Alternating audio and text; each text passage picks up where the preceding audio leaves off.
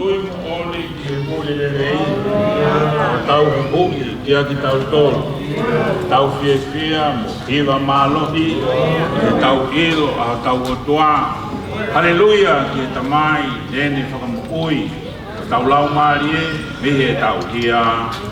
Tau koi maane i he pule le le.